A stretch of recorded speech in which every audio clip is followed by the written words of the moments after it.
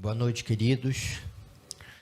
Queridos, hoje pela manhã nós conversamos aqui, foi uma conversa muito interessante, né? Havia 3 pessoas aqui abordando o assunto, a Ana, a Cris e o Rafael, os 3 são professores, e abordando sobre o bullying, que é um modo de fazer sofrer, né? E quando feito por crianças e até adolescentes é uma dor, porque os que sofrem são tanto as crianças, quanto as crianças que fazem, como as que sofrem, né? As que sofrem, mas também as agressoras, né? Porque o fato é que nós... obrigado. É que nós somos dados ao mal, ao fazer o mal. Isso está em todos nós, tá? Nós somos maus, duros, impositivos, brincamos na ferida do outro, muitas vezes, humilhamos, ofendemos, desprezamos. A gente pode falar que os outros fazem isso, mas nós também somos facilmente capazes de fazer isso.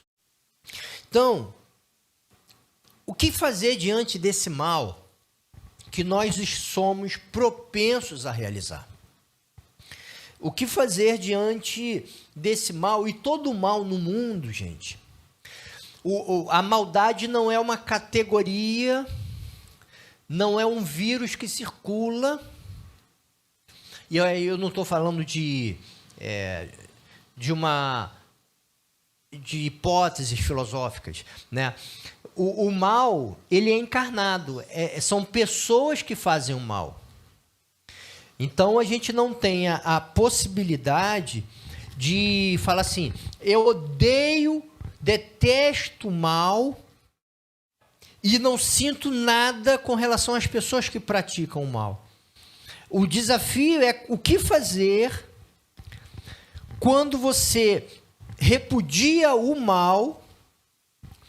Só que esse mal quem faz é uma pessoa, são pessoas que fazem o mal. Que movimento você faz com relação a essas pessoas que fazem o mal? Há pouco tempo no país, e a gente tem os efeitos disso até hoje, a gente viveu um tempo de muita polarização, de muita circulação de ódio, em que houve claramente um repúdio pelo mal, pela percepção de mal realizado por um grupo ou por outro. E esse mal é realizado por pessoas, não é um mal que circula como se fosse um vírus, é um mal que pessoas realizam. E o que fazer diante dessas pessoas que fazem o mal? Que postura agir? Né? E eu gostaria de pensar com vocês num texto lá em Mateus capítulo 9, de 9 a 13, um caminho apresentado por Jesus. Lembrando que do segmento social mais odiado na sociedade judaica, o mais odiado, o top do top, o mais rejeitado, alvo das falas mais grosseiras, mais depreciadas possíveis, eram os publicanos. Por que os publicanos? Porque eles colaboravam com o Império Romano. Eles eram funcionários públicos do Império Romano. Eram judeus que, digamos assim, se vendiam para Roma, participavam de uma licitação, e eles ficavam responsáveis por cobrar os impostos. E aí, Roma exigia uma quantidade lá qualquer, havia uma disputa entre os tidos como os grandes canalhas da sociedade, disputavam essa chance, ele ganhava essa licitação, e aí ele ganhava, ele já era odiado mesmo, ninguém gostava dele mesmo, ele não tinha mais ambiente público para circular, os religiosos o depreciavam, a população ainda mais, ou seja, ele não tinha ambiente. Ele roubava até não querer mais, e Roma não estava nem aí. Roma falava assim, digamos, eu quero 100 mil por ano. Se ele arrecadar 1 milhão ou 150 mil, Roma não está nem aí. Ela quer os 100 mil dela. Entendeu? E ele tinha a possibilidade de solicitar a armada romana. Então, os soldados romanos o auxiliavam nessa cobrança. Então, eles eram odiados, porque eles eram ladrões, eles colaboravam com Roma, eram odiados por todos, tá? E eram ricos. E aí, olha o quadro aqui. Mateus 9, de 9 a 13. Passando por ali, Jesus viu um homem chamado Mateus, sentado na coletoria. Ele era cobrador de impostos. E disse-lhe, siga-me. Mateus levantou-se e o seguiu. Estando Jesus em casa, foram comer com ele e os seus discípulos muitos publicanos e pecadores. Vendo isso, os fariseus perguntaram aos discípulos dele, por que o mestre de vocês come com publicanos e pecadores? Ouvindo isso, Jesus disse, não são os que têm saúde que precisam de médico, mas sim os doentes. Vão aprender o que significa isto. Desejo misericórdia, não sacrifícios, pois eu não vim chamar justos, mas pecadores. Então, perceba. Jesus pega um sujeito da classe social mais odiada, desprezada, repulsiva da sociedade judaica e chama para ser apóstolo. Não chama assim, olha, se arrependa, muda de vida, não. Vem cá para ser do meu grupo especial. Perceba, isso não é simples, hein? Não é simples. E aí, esse Mateus deve ter se sentido profundamente orgulhoso com isso, né? Porque finalmente alguém o tratou com dignidade na sociedade. Um sujeito desse só é valorizado pelos pares, né? Pelos outros publicanos, e por pessoas que se aproveitam do dinheiro que ele tem. Mas ninguém gosta dessa pessoa. E esses outros gostam por interesse, circunstancialmente. Então, chega alguém como Jesus, que tem seguidores, que as pessoas admiram, e fala para Mateus, fala assim, Mateus, vamos mudar de vida? Mateus abraça. E faz um jantar de despedida. Em outros textos isso fica mais explícito. Ele faz um jantar de despedida.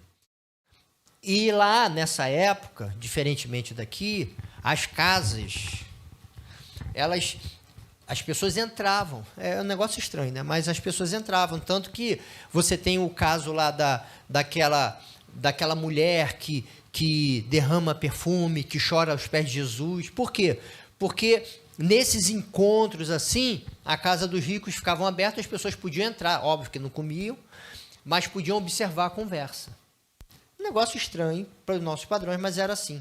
Por isso que foi possível aquilo, e é por isso que os fariseus viram esse encontro e falaram assim, que absurdo. O mestre de vocês está abraçando esse desprezível, esse sujeito desprezível. Esse é o quadro, tá? E aí, meus queridos, Jesus responde falando que quem precisa de médicos são os doentes. E aí ele cita Oséias que Deus quer misericórdia e não sacrifícios. Então, a primeira coisa que a gente não pode se esquecer, que o que caracteriza o cristianismo não são os seus ritos. Aliás, os ritos cristãos são mínimos. São mínimos. Eu me lembro que quando eu conversava com Humberto, quando ele estava lá no Senegal, ele falava assim, olha, uma grande dificuldade que eu tenho é porque o muçulmano ele tem uma religiosidade muito ritualizada. E o cristianismo não tem nada. Não tem lugar sagrado, porque o templo não é sagrado, é só porque é uma oportunidade, um local específico para se reunir. Mas não é sagrado, não tem roupa sagrada, não tem dia sagrado, não tem ato que seja, a oração eu posso fazer lá, aqui, qualquer um pode fazer. Entende que não tem nenhum ato. Aí ele falando assim, essa é uma dificuldade para uma mentalidade muito ritualizada. Por quê? Porque o que caracteriza o cristianismo é um relacionamento intenso e profundo com Deus e com as pessoas por meio de uma prática de amor. É isso que caracteriza. É misericórdia, não são os sacrifícios. O que Deus deseja é a misericórdia, não são os sacrifícios. E a gente não pode perder isso de vista. Mas qual foi o movimento dos religiosos e qual é o movimento de Jesus? E são dois movimentos diferentes. O movimento dos religiosos é um claro distanciamento diante das pessoas. Aos pecadores, ou seja, para chamar de pecador é gente que está com a vida muito comprometida. Pode ser as prostitutas, podem ser pessoas que cometem furtos, enfim. Algumas pessoas que têm uma reputação moral muito ruim. E os publicanos, que era o grupo que Jesus estava próximo. Não só aqui, como em outros momentos. Os religiosos mantinham um claro distanciamento a essas pessoas. E aí, nesse ponto, meus amados, me parece que nós, aí eu me incluo, tá? Nós estamos bem religiosos, bem caracterizados por esses religiosos. Porque, às vezes, a gente fala de realidades e se posiciona sobre realidades e a gente não faz nenhum movimento para ouvir quem vive essas realidades. Entende? A gente falou sobre bullying aqui, né? E aí talvez a gente possa, no alto da nossa arrogância, falar assim, isso daí é frescura dessas crianças de hoje. Mas a gente não ouve as crianças e os adolescentes. Como é que eu vou julgar o que o outro vive? Eu tenho que entrar nesse universo para entendê-lo. A gente fala sobre questões... a gente opina sobre questões de política pública, por exemplo, com pessoas... esse quadro terrível de drogas. Mas a gente não conversa, a gente não quer entender, a gente não aprofunda. A gente opina sobre questões de todas essas políticas envolvendo o público LGBT. E a gente não, se bobear, não conhece ninguém envolvido nessas lutas, nesse sofrimento, nessas angústias. A gente quer opinar. A gente quer dizer. Mas a gente não se envolve. A gente está distante das pessoas que sofrem. O resultado disso é que muitas vezes a gente tem uma postura semelhante a desse povo aqui da época de Jesus, que é uma postura embrutecida, endurecida, porque se encontra em profundo distanciamento. Em profundo distanciamento. E nesse distanciamento, a gente fecha as portas para que as pessoas possam mudar, possam ser ajudadas e abençoadas. Por esses religiosos, os publicanos morreriam na primeira oportunidade que tivesse, os pecadores aqui de igual modo, e eles não estariam perto para eventuais ajudas. Por quê? Porque não estavam dispostos a entender o sofrimento do outro, a entender os motivos, os caminhos, os descaminhos da vida dos outros. Ao contrário, só tem aquela fala de lembrança permanente dos erros do passado, posturas que desqualificam o outro. A gente tem essa dificuldade. Todos nós temos dificuldade com o diferente da gente. Todos temos. E quando essa diferença é muito forte, a dificuldade fica ainda mais intensa. Uma postura que Jesus criticou é o diferente. O que eu julgo errado, eu me distancio e eu só desqualifico o outro. O que faz Jesus com relação a isso? Jesus tem uma outra postura. Não sei se você diria isso. Eu não diria. Eu não diria que Jesus aprovava a postura dos publicanos.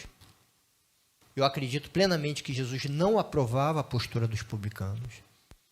E que Jesus também não aprovaria as posturas desses tais pecadores que faziam coisas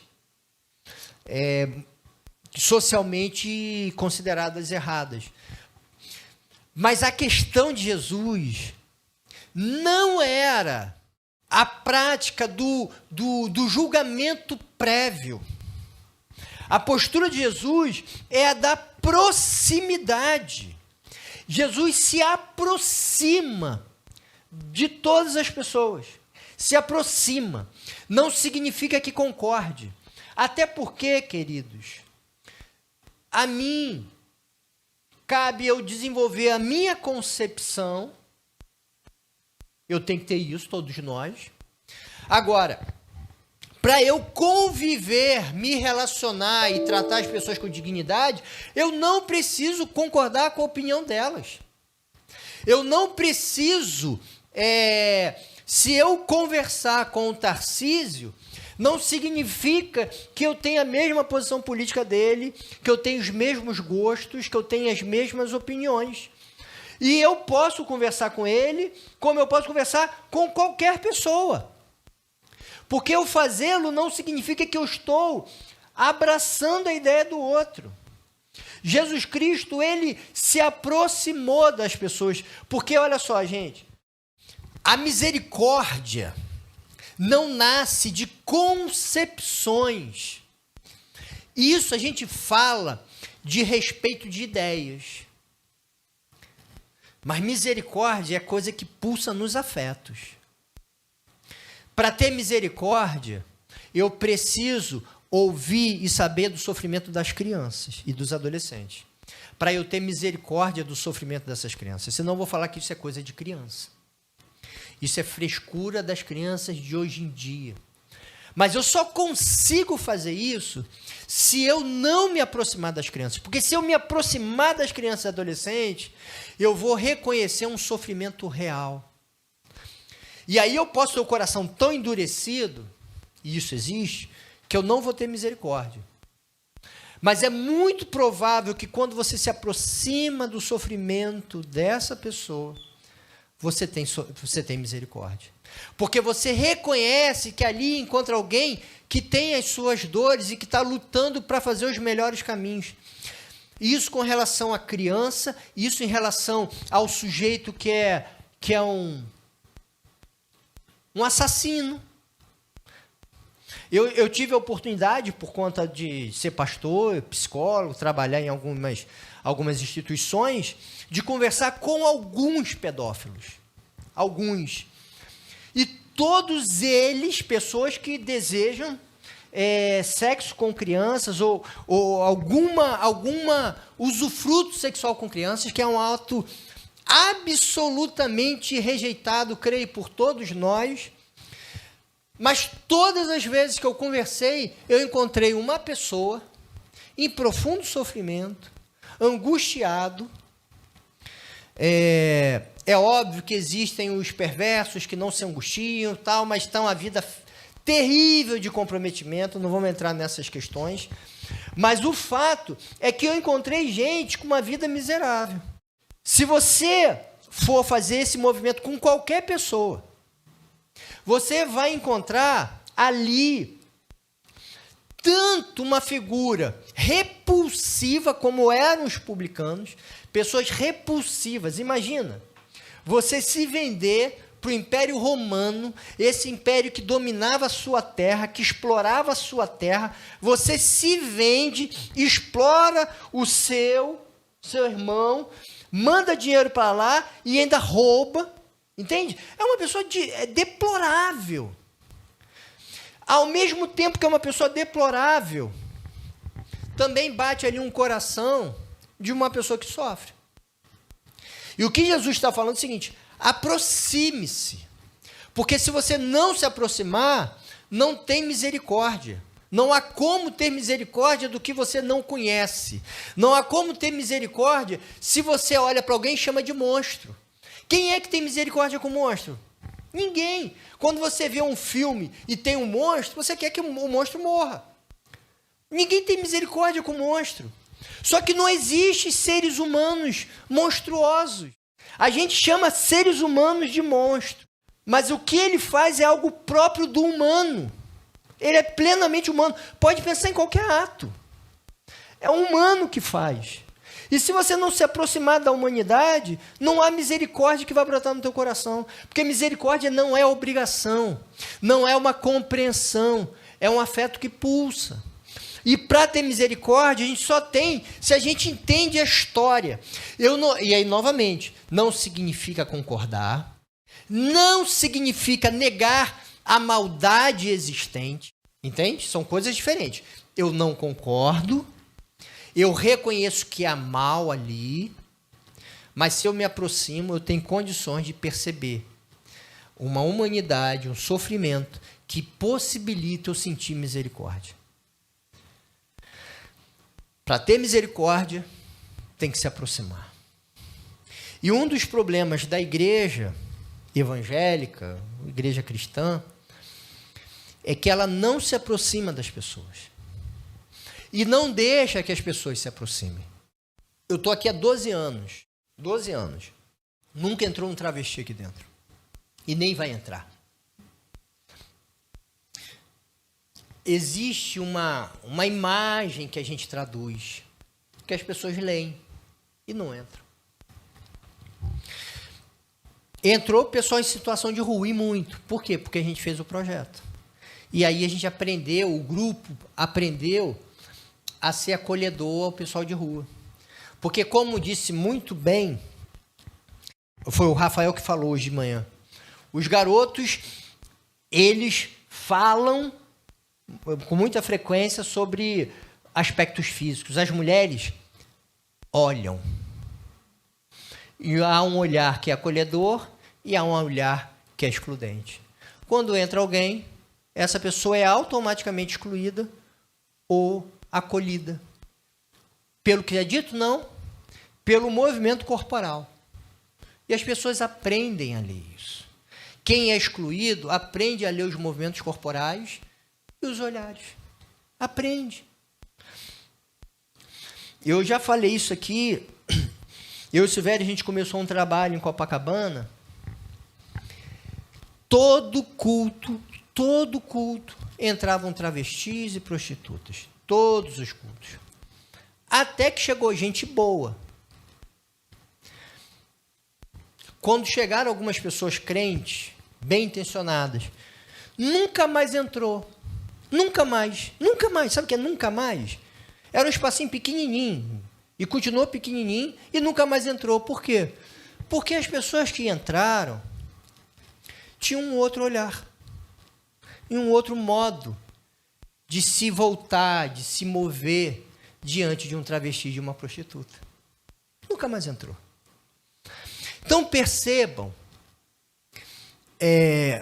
que se a gente não se aproximar e entender o sofrimento e a realidade das pessoas, a gente não vai ter misericórdia.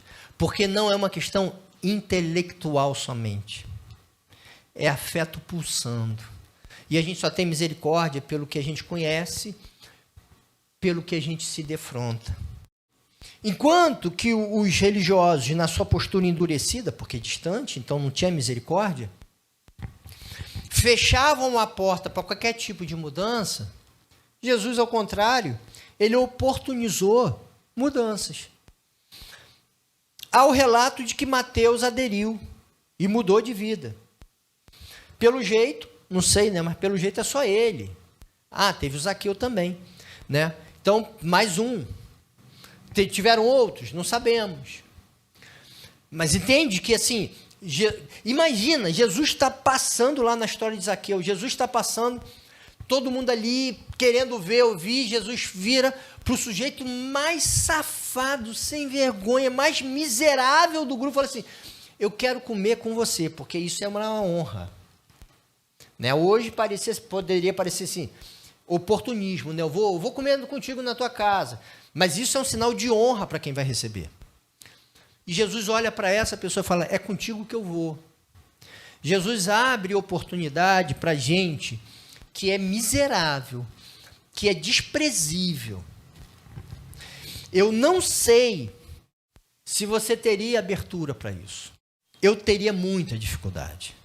E aí, quando a gente lembra daquele período da polarização, e que espero que não, mas tudo indica que sim, daqui a algum pouco, na próxima eleição, isso vai ficar até mais forte. O outro é odiado, desprezado. E o que a gente fala é o seguinte: eu não quero me aproximar, não quero entender os afetos que circulam. Se morrer até bom, é menos um voto. E por aí vai. Perceba que é desafiador esse processo. É desafiador. É desafiador a gente lidar com essa realidade do mal praticado por pessoas. Do mal praticado por pessoas. A nossa tendência é o distanciamento, o endurecimento e a repulsa absoluta. A postura de Jesus é a aproximação, não é a concordância, não é o desfazimento do erro, não é ignorar o erro, não é isso. Não é isso. Mas é a aproximação para perceber a humanidade que ali está presente. E ele fez isso, Jesus fez isso também com os religiosos. Não concordava, mas se aproximava. E via a bondade. E abria a oportunidade. Alguns aproveitam, outros não.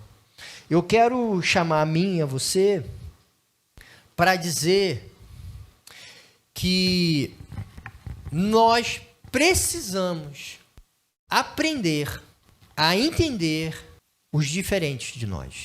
Porque nós somos chamados à misericórdia.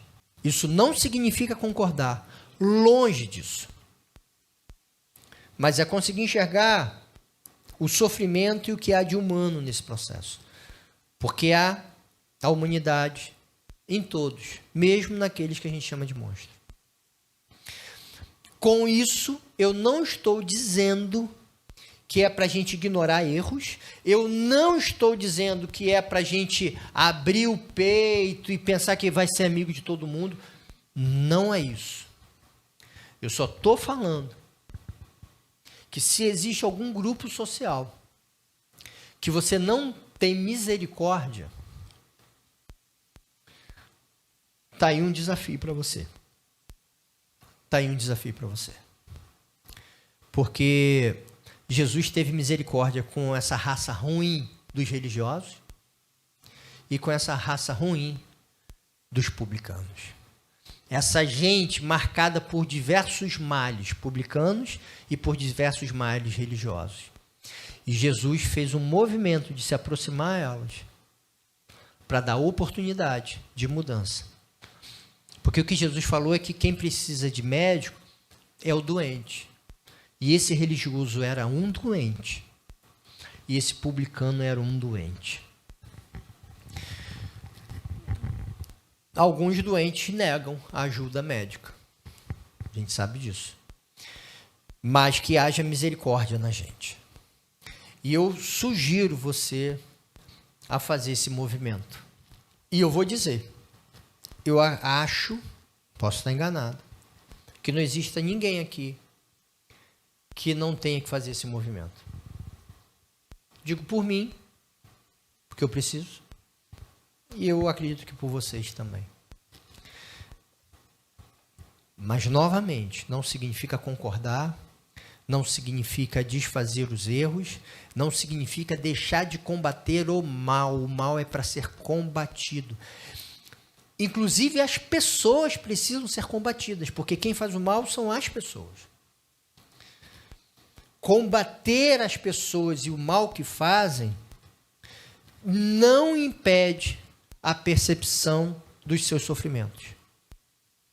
E a misericórdia é, essas pessoas fazem muito mal, mas elas estão movidas por conta disso. Estão fazendo coisas horrorosas e se tornaram horrorosas, mas é ter esse olhar de misericórdia no que elas se tornaram. Eu espero, porque eu não quero que a gente pense nessa coisa mundo encantado. Ninguém vai gostar de uma pessoa que faz coisas horrorosas. Essa pessoa não é gostável. Ninguém vai gostar de uma pessoa que tortura. Ninguém vai gostar de uma pessoa que faz o mal aos outros de uma forma intencional, repetitiva. Essa pessoa não é gostável. A gente não vai gostar dessa pessoa. Mas é preciso ter misericórdia, porque atrás dessa maldade também tem um coração que pulsa. E abrir dentro da gente, e dentro dos espaços que a gente circula, eu não estou dizendo a casa da gente, mas a igreja e outros espaços mais públicos, abrir espaço para que essas pessoas possam chegar para serem tratadas. Entendeu? Isso é um desafio. A mim, para mim e para vocês. Que nós não sejamos parecidos com esses religiosos que fechavam as portas para esse grupo, e vou reiterar, esse grupo de pessoas desprezíveis que eram os publicanos. Eles eram desprezíveis. Mas Jesus abriu a porta para eles. Não concordava, mas viu ali a dor e teve misericórdia.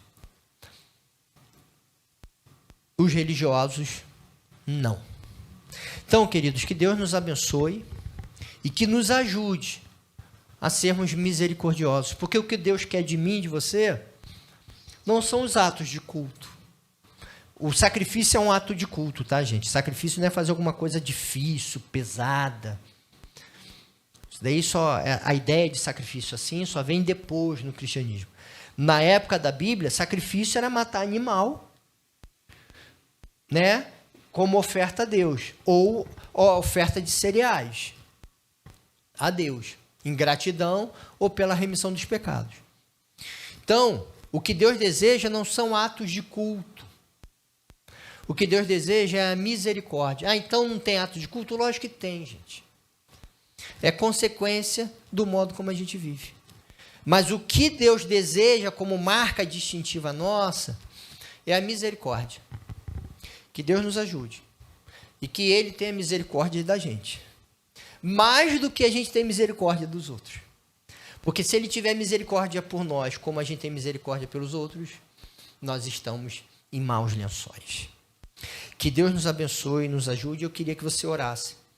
E aí você, com muita honestidade, ore a Deus nesse momento, porque provavelmente existem alguns grupos sociais que você não tem. É um repúdio tamanho, e um repúdio legítimo, tá, gente?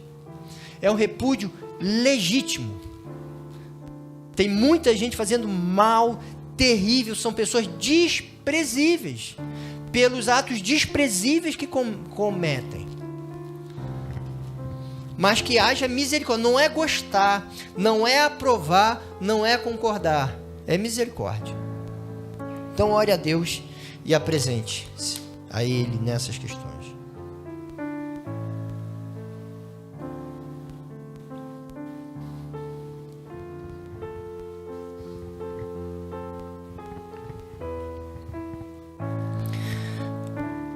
Deus, o Senhor conhece o que vai dentro de nós, Pai. O Senhor sabe como é difícil lidar com pessoas ruins, Deus. Eu peço que o Senhor nos ajude a compreender, Pai. E a gente só se compreende se aproximando. Se aproximar é difícil, porque nos fragiliza. Eu peço, Pai, que o Senhor nos dê essa compreensão, que o Senhor nos dê a firmeza para combater o mal, os atos desprezíveis, e combater as pessoas desprezíveis que cometem atos desprezíveis. Mas eu peço também que o Senhor nos ajude a perceber a humanidade que sofre em cada uma das pessoas, para que haja misericórdia em nós, para que as portas não se fechem, Pai. Nos ajude, Pai. Eu peço que o Senhor seja com a gente, porque nós somos endurecidos, embrutecidos e desejamos resolver as coisas pela morte, pela superação do mal, extinguindo o mal. Só que o mal não se extingue. Que a gente consiga entender que a gente faz suplantar o bem no lugar do mal, mas a sombra do mal sempre existe, Pai. Então eu peço que o Senhor nos dê a misericórdia e que o Senhor tenha misericórdia da gente, Pai, na nossa falta de misericórdia, Pai. Seja com a gente por Jesus, Pai. Amém. Amém. Que Deus nos abençoe, queridos.